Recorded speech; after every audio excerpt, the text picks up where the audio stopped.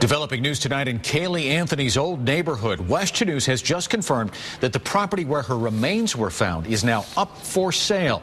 That property is home to a huge memorial dedicated to little Caylee. It's been there for 3 months since the remains were discovered, and more people are now calling for that large memorial to be taken down. Now, WESH 2's Bob Keeling joins us live from a long suburban drive with more on why this is such a controversial idea. Bob?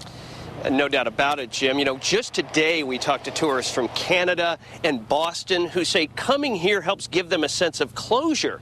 But for folks who have to take their kids to and from school, this is the only way in and out. They say, what about their kids? It's time for all this to go.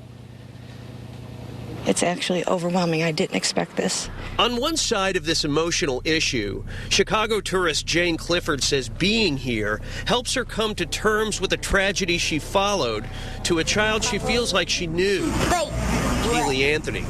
The memorial, she says, needs to stay. Permanent, you mean? Yes, absolutely. It's touched the world. This has just touched everyone. But imagine twice every day, week in and week out, your child has to pass by this site. Parents at Hidden Oaks Elementary have no choice. It's the only way to get in and out of the school. No amount of teddy bears is going to bring her back. Daniel Torres says the size of this memorial has turned it into more of a tourist attraction, diminishing the respect factor for Caylee. It is a little much. You know, I kind of feel bad saying that, but then again, I mean, at what point are you going to stop? You're just going to keep, going with it? Every day I have to drive them here, and they ask me about it, yeah. Petros Bayen says he'll be glad when his children don't have to look at this site every day.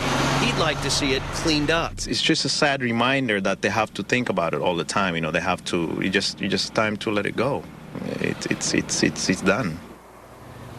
Now, part of the toys here are clearly in the county right-of-way, but we talked to a spokeswoman for Orange County governments, and they said they have no plans at all to touch this.